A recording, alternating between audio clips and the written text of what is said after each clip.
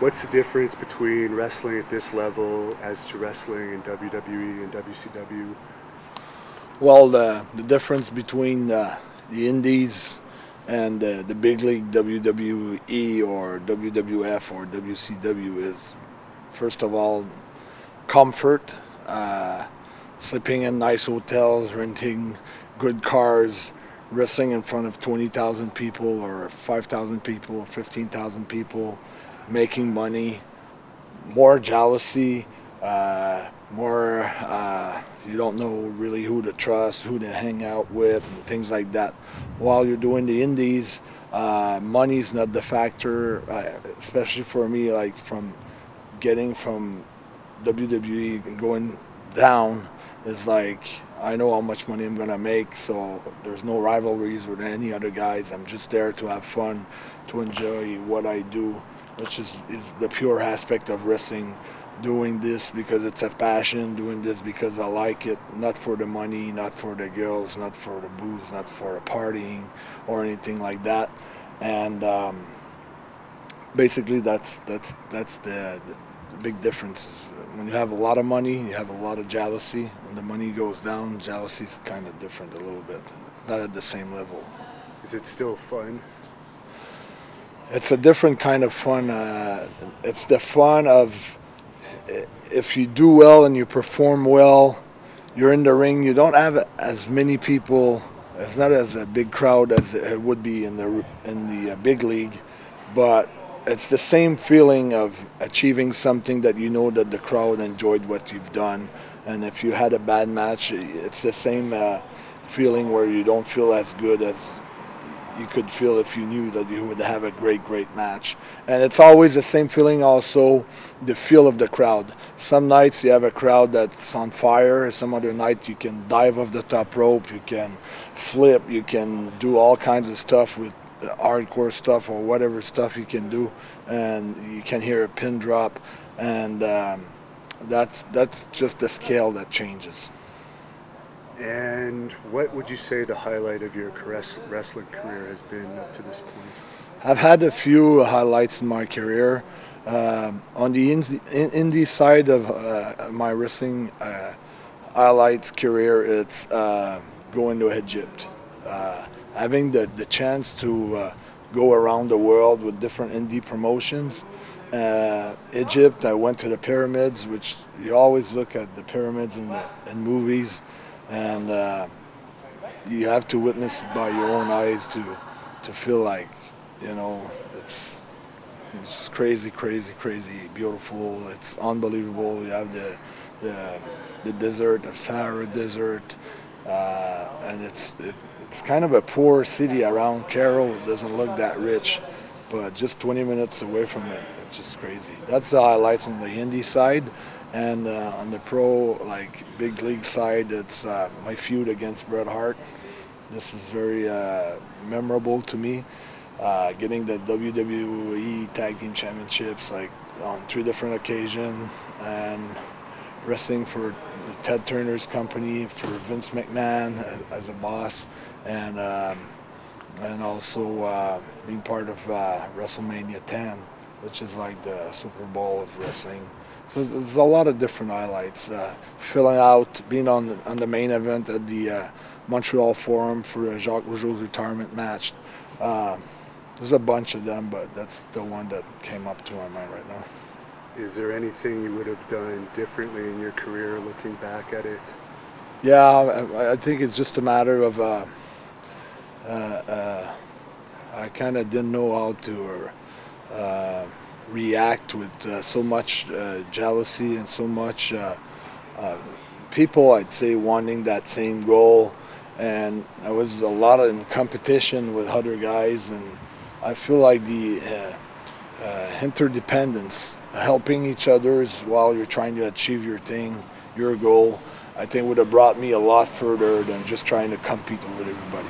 Now I'm trying to help out as many guys as I can, and I don't think it would have hurt me to help out other guys or being friendly with other guys, even if sometimes you don't have that mentality where you know you don't get along that well. But it used to bother me a lot, and I used to like almost hate people and say, no, this guy's he's this or that, he's not my type of person. Let that bother me. If I would do it all over again with the experience I've got now, that would be totally different. I hope it would be. So in the movie, the wrestler and other times the wrestling locker room is portrayed as a family and everyone's all friends. Would you describe that it's like that at all, or is it pretty much everyone's out for themselves? I think during the prime of your career, I think everybody's there for themselves. There's some bonds with guys that you get along with, but further down, after a couple of years, and when the competition's not at stake that much anymore, that bonds come back as a family, almost like as a kind of people that have done something, that they know what they've done and they know what the business is all about, that if you don't experience it, you're not part of it. And I think that's what comes out in that movie. I think it's kind of real, but the movie itself, I didn't like it because I think for one guy like the wrestler who end up almost broke and can't deal with the real day-to-day life after that, you have other guys. I have so many examples of guys that are millionaire, that have invested money in real estate, that have done other businesses, and they're successful. And we only see the bad thing, the bad side of the wrestling side, and that's the thing that bothers me a little bit. We don't see any bright lights in that movie. It's a dark movie, and I don't think wrestling is just dark. There's a lot of suicide. There's a lot of people, being miserable, that can't cope with life after they're over their run.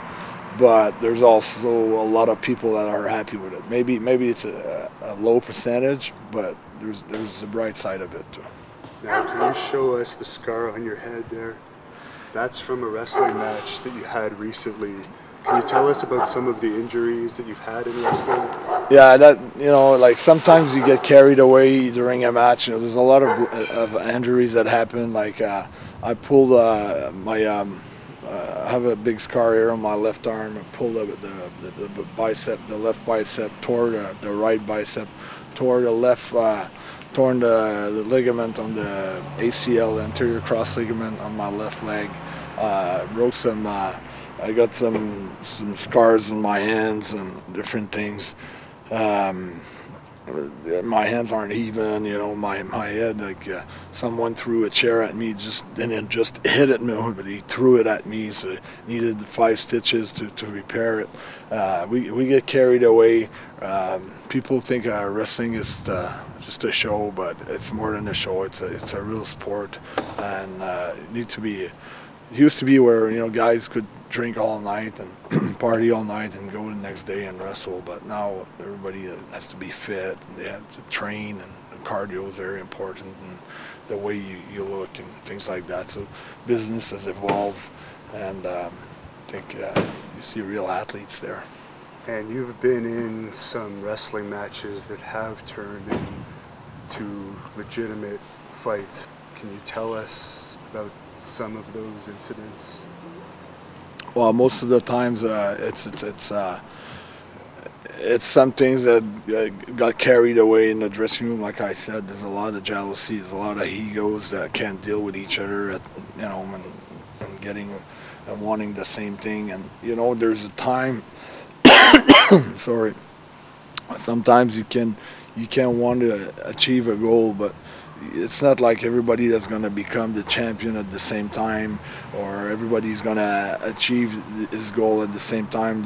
There's time for, you have to be ready, and there's all about timing. And if someone is due to become a champion and it's not your time, even if you try to stop it or hold it or go against it, it's not going to change anything. It's just going to sorry, it's just gonna turn against you, all that negative that you can pull into trying to stop someone.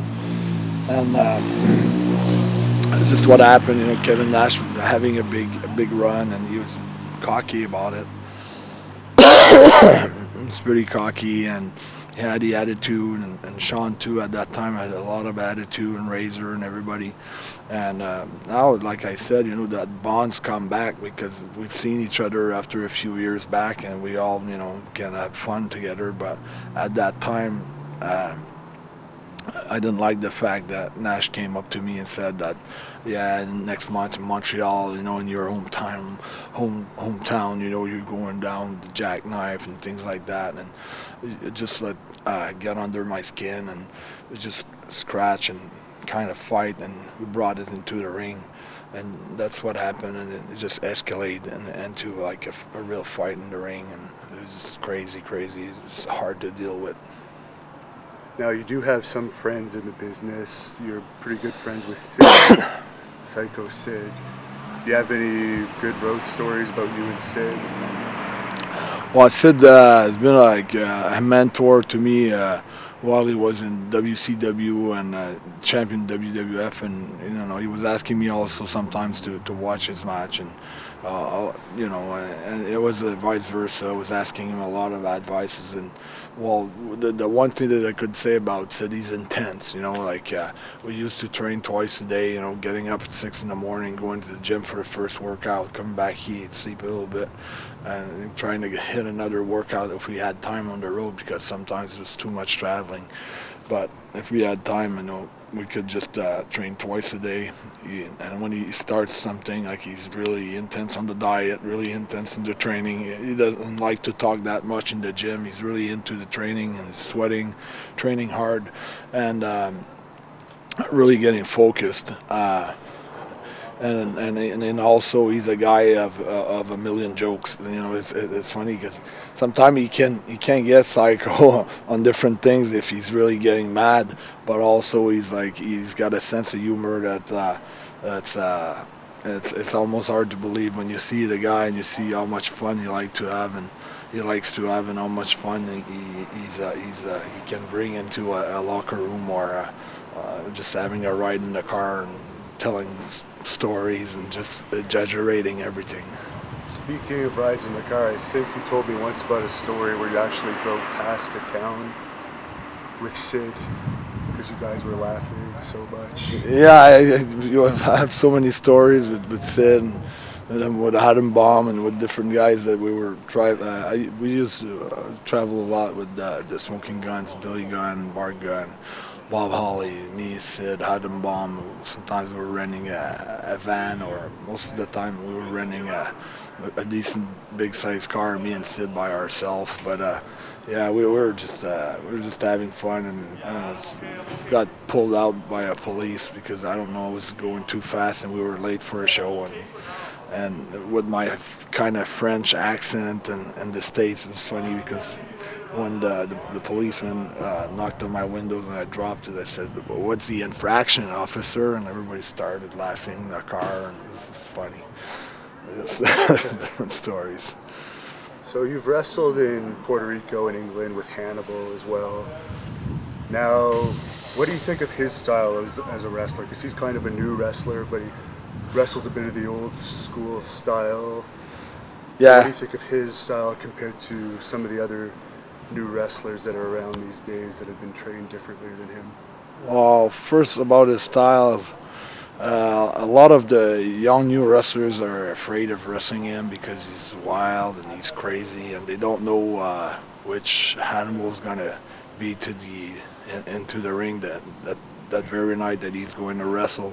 They don't know if he's gonna actually wrestle or fight or just go crazy and bite or scratch or yell or beat up someone in the first row. He's like out of control. He's like it reminds me of Bruiser Brody. I never wrestled in that era, but I remember watching Bruiser Brody, and I don't know if he was a nice guy or not because I didn't really meet him. I met Hannibal a few times, and he's got that personality where he doesn't very socialize with anyone. You know, he's very on his own bubble by himself in his own corner. He doesn't like to shake hands. doesn't like to say hi to the boys that much, and he's pretty out of control most of the time. Now you've partied a little bit with him in Canada, Puerto Rico, and England. Do you have any interesting stories from that? Because he's known to have a bit of a wild side. As well. I've got a kind of a funny story about him. He came to England working for All Star Promotion with Brian Dixon, and we were touring and we were doing like wrestling towns, and we're doing also like camps, which is like the Butlins camps, which is like 8,000 to 12,000 people regroup on a resort on a vacation, and you have like buildings there, and you have wrestling there, you have singers, all kinds of activities. So sometimes the boys, they like to go out at night, and they like to go to in the bars on the camp, and so Devin, Hannibal, he kind of likes the girls a lot too, you know, like he's got that testosterone in him, and when he drinks, he goes even berserker, like more berserk, more crazy, more like an animal. And he's kind of aggressive, not aggressive in a way that he won't shake a girl, but I mean aggressive by he's not going to wait that long before he makes a move to talk to a girl.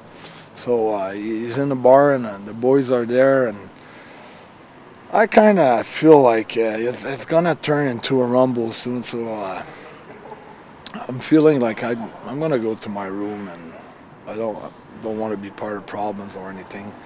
And then I heard the story the next day that Devin's going to the girls, and the girls are saying, "Oh, I'm with her, and I'm with her." And Devin came up to me and he said, "You know, Carl, went out last night. It wasn't good at all, man. So we're all lesbians, you know." But the boys, they figured out that Devin was such like an animal. He was approaching the girls, so they had to make an excuse that they were with another girls. They wanted it to be with this animal. So that's one of the story he had about him, you know. There's so many. He's wild. And one final question about your dream of going back in WWE one more time. Do you feel you're close to realizing that, or do you think it's still a pretty far away goal? Well, in wrestling, you know, a goal could. Sometimes I was feeling that I was so close to my goal that in a way I might have been so far, and sometimes you could feel that you're far away from a goal and you're close, so it's hard to judge. But one thing for sure, all the energy, all the perseverance, all the determination that it takes to make it in the wrestling world, I gave out about everything that I had in my life for that one dream, which is family, which is girlfriends, which is everything, not having a car, leaving an apartment, leaving a house behind me, just going for it. One thing that you can't take away, it's everything that I've put on into my spirit as a fighter, as perseverance, determination. And I built up like a good business for myself now with real estate. And I'm a lot into it now, and everything that I've used in wrestling now I use for my own. I don't use it for Mr. McMahon, or I don't use it for other people. I use it for my own self. It works well for me, and I've got to thank the business for that. But in the meantime, not wanting that goal that much doesn't mean that I don't want it anymore. And I think when you want something too much, you kind of, you know, it kind of runs away from you. So I don't know. There's a little say that say, if you want to make God laugh, make some plans. So I just go day to day, and if it's there, it's going to be there. I still love to wrestle.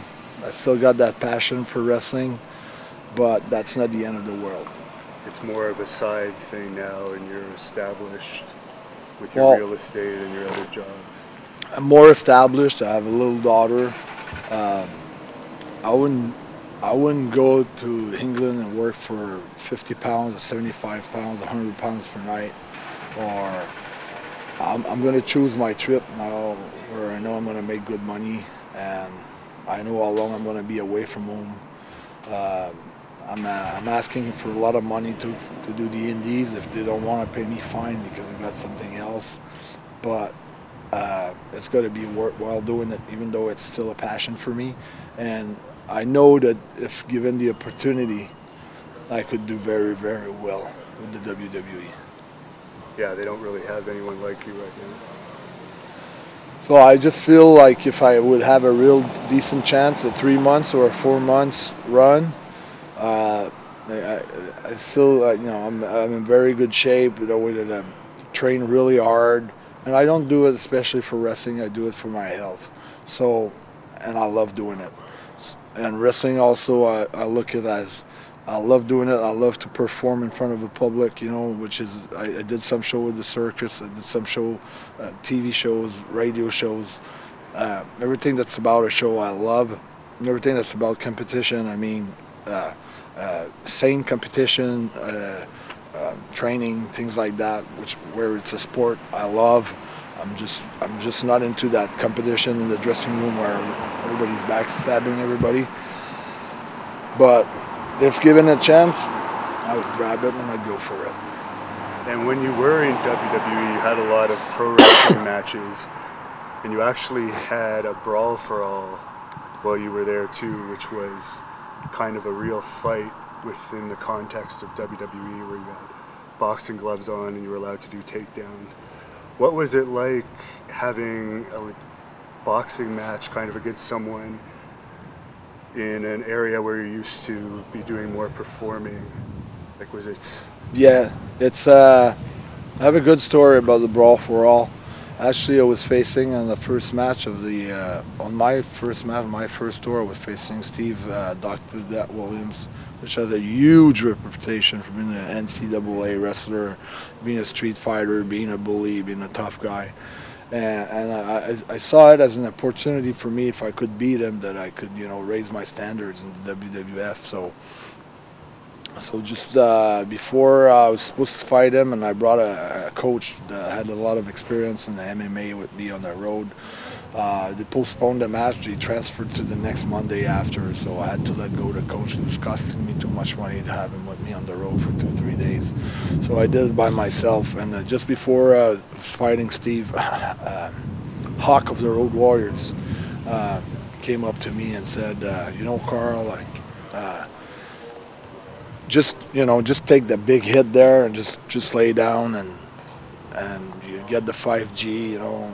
We were getting paid $5,000 per match and 25,000 semi and 50,000. No, 25 quarterfinal, 50 in semi, and I think it was 250. It was like 250 altogether if you won the whole thing.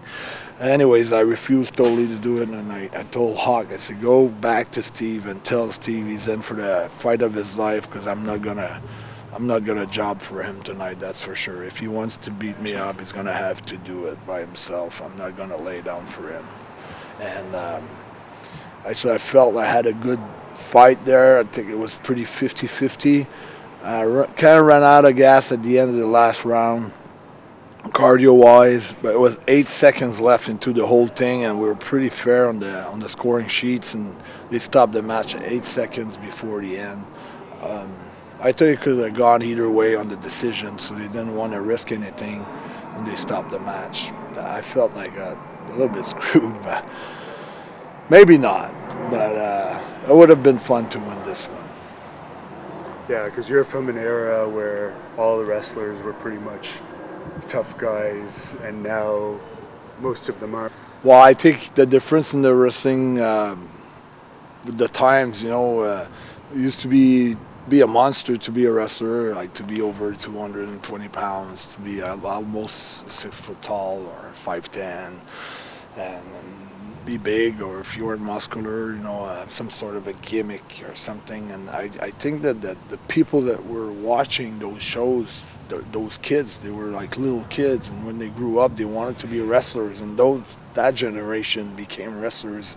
And then we got smaller guys with thinner body and just shorter guy. It's just a new generation of wrestlers. We still have got some guys like Hannibal and big guys of the other generation, but it kind of evolved in that way, more high flying, not telling real stories during the match, doing stuff where that's supposed to be done, but needed to have agent to kind of show them, pave them the way to do a match. And before, we were learning on different regional territories. Wrestling was all over the world, and it was just climbing up like a pyramid, and the cream of the cream were at the top, and then you had the chance to learn on your way up. And by taking all the top superstars all over the world, WWE kind of killed themselves, because there's no other structure under now. You're either there or you're here. There's no middle in between. So that's the thing now. You got to send guys to Florida and train them there in front of 200 people, and they don't really get that feeling of being on the road and knowing what it is to be a real pro wrestler.